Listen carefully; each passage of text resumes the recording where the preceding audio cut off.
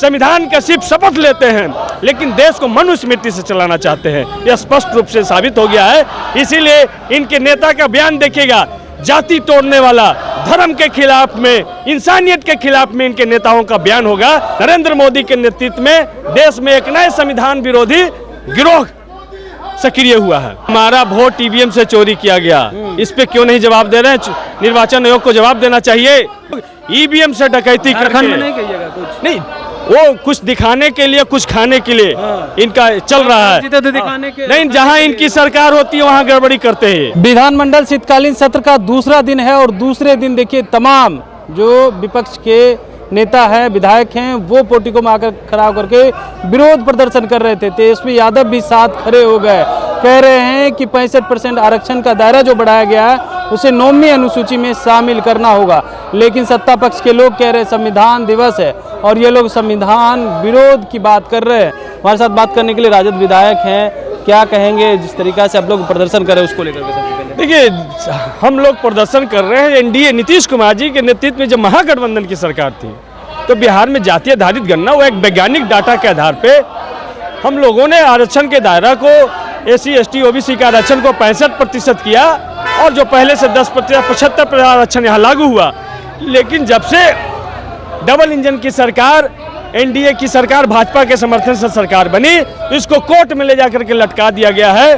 तो हम लोग मांग कर रहे हैं कि इसको 9वीं अनुसूची में शामिल करते हुए इसको बिहार में लागू किया जाए, जिससे जो बढ़ा हुआ आरक्षण का जो दायरा है उससे नौजवानों को, बिहार वासियों को उसका लाभ मिल सके। आप लाभ की बात कर रहे हैं लेकिन सत्ता पक्ष कह रहे हैं संविधान विरोधी बात कर रहे हैं आप लोग। नहीं, संविधान विरोधी वो लोग हैं, पूरा देश दुनिया जानता है और सब लोग जान गए हैं कि कौन मनुस्मृति को स्थापित करना चाहता है संविधान को हटा करके।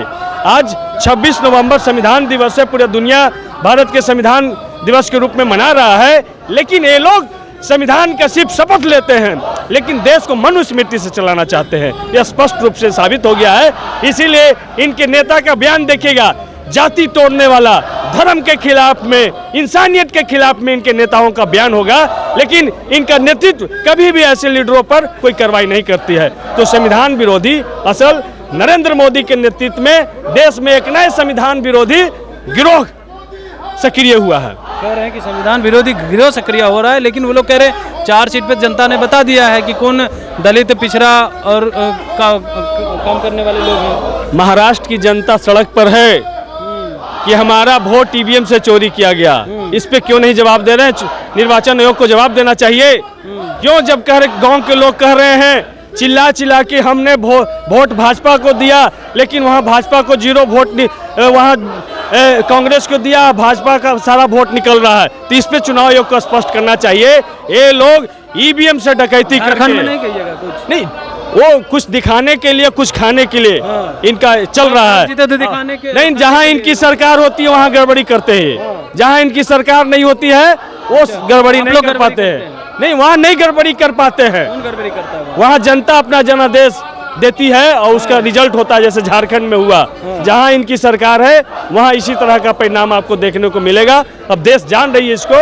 अब इनको जवाब देना चाहिए कि संविधान विरोधी तमाम लोग, इनको गद्दी पर बैठे रखने का अधिकार नहीं है। यदि ये नहीं संभले तो बहुत जल्द देश की जनता सड़क पर होगा। चलिए, बहुत जल्द देश की जनता सड़क पर होगा। आरजेडी विधायक का क्या कुछ कहना था आपने सुना है। और खास करके 65% आरक्षण का जो दायरा बढ़ाया गया था उसे 9वीं अनुसूची में शामिल करने के लिए काफ़ी गुस्से में है और कह रहे हैं कि 9वीं अनुसूची में हर हाल में शामिल करना होगा।